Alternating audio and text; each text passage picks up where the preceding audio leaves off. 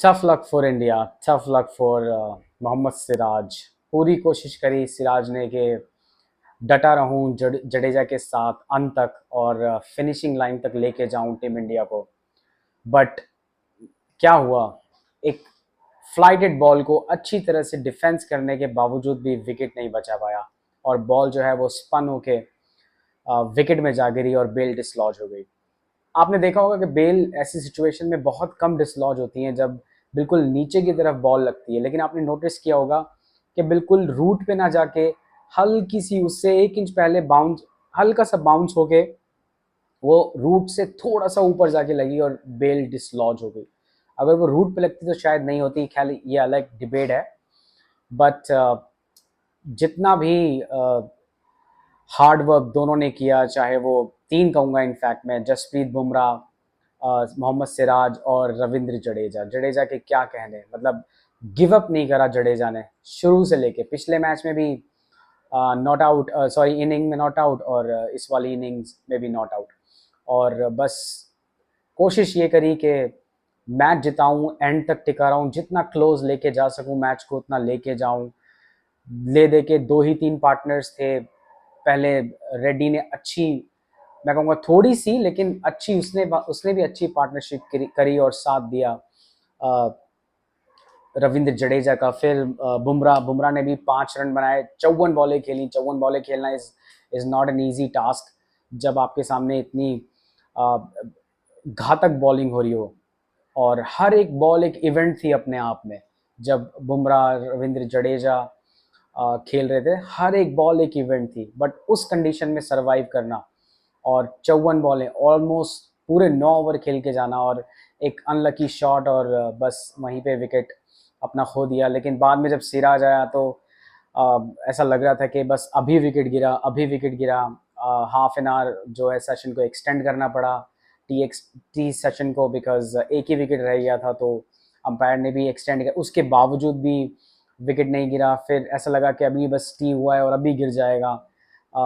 अनिल कुंबले ने भी कहा कि अगर इंडिया ने फर्स्ट 3 ओवर सर्वाइव कर लिया टी के टाइम, टी के बाद के सेशन का, लास्ट सेशन का, तो ये इंडिया के फेवर में जाएगा। और ये जा भी रहा था, धीरे धीरे स्लोली स्लोली एक एक रन दोनों बना रहे थे। सिंगल सिंगल से ही मार्जिन था, जो डेफिसिट था वो कम होता जा रहा था धीरे धीरे।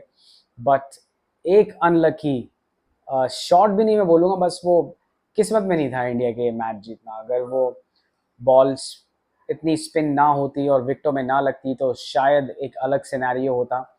बट ये मैच ओवरऑल बहुत ही अच्छा रहा, मतलब कभी इधर कभी उधर। जब 192 पे इंग्लैंड को ऑल आउट किया इंडिया ने, तो ऐसा लग रहा था कि बस अभी इंडिया आएगा और आधे रन अभी बनाएगा और आधे रन कल बना के मैच जीत जाएगा। लेकिन फोर्थ डे के लास्ट आधे घंटे में जो इंग्लैंड ने मतलब इंडिया को गिराया है 3 विकेट लेके, उसी टाइम पे कमर तोड़ दी थी इंडिया की। बट स्टिल इंडिया ने फाइट बैक दिखाया। ऐसा लग रहा था कि बस ये मैच बस अभी गया अभी गया। शाम से रात हो गई और क्रीज पे दोनों जो नया बल्लेबाज आए वो टिके जडेजा के साथ। तो जडेजा ने अच्छा एक रोल प्ले किया पार्टनरशिप बिल्ड करने में, बट क्रॉसिंग लाइन तक नहीं ले जा पाए जडेजा भी। बट ठीक है, दे प्लेड वेल, मतलब कोई इसमें बुरा नहीं है। हार गए तो एक एक को तो हारना ही था, लेकिन ऐसा नहीं कि आपने सरेंडर ही कर दिया हो। वैसा वाला मैच देखने को नहीं मिला। फाइट बैक किया, ना हारने वाला एटीट्यूड दिखाया, एंड तक टिके रहे।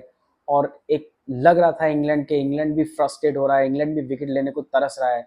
उन्होंने हर वो कोशिश करी जो वो कर सकते थे, बाउंसर, यॉर्कर्स, टैक्टिक्स यूज करना, फील्डर यहाँ से वहाँ करना, बाउंड्री पे प्रोटेक्शन करना, हर वो चीज़ उन्होंने करी थी। उनको ही पता था कि ये दो, जडेजा जब तक क्रीज पर खड़ा हुआ है मैच इंडिया के हाथ में है।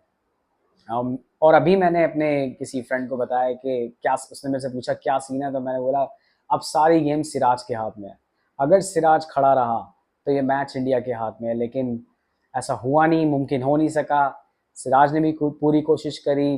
गेम, मुझे लगता है जो सिराज के बाउंसर लगी चेस्ट पे, उसी पे गेम खत्म हो जाता, क्योंकि वो एक परफेक्ट बाउंसर थी आर्चर की, और दोनों क्लोजिंग फील्डर के हाथों में से किसी के पास भी वो कैच जा सकती थी अगर सिराज का बैट या ग्लव लगता। कांटेक्ट होता उस बॉल पे, लेकिन उसने ब्रेवरी दिखाई और अपनी चेस्ट पे बॉल खेली।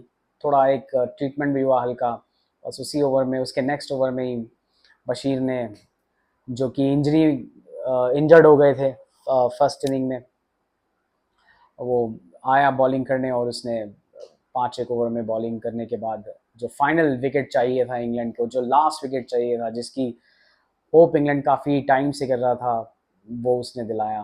क्राउड ने भी फुल सपोर्ट किया इंडिया को, पूरा क्राउड सपोर्टिव। फिर बाद में आपने देखा कि इंग्लैंड ने कैसे जडेजा को कंग्रेचुलेट किया उसकी उसकी इनिंग के लिए, उसकी फाइट बैक के लिए। सिराज को भी लोगों ने प्रेस किया, स्पेशली इंग्लैंड प्लेयर्स ने, कि वेल प्लेड। और ऐसा ही होता है जब आपके पास एक एटीट्यूड होता है कि हमें हारना नहीं है किसी भी सिचुएशन में, चाहे रिजल्ट कुछ भी हो, गिव अप नहीं करना है। तो इंडिया ने आज गिव अप नहीं किया, और अगर बस थोड़ा सा, मैं कहता हूँ 5-10 ओवर और इंडिया कैसे ना कैसे करके खेल जाता तो गेम इंडिया के हाथ में थी। अब इंग्लैंड 2-1 लीड, 2 मैच और बाकी है।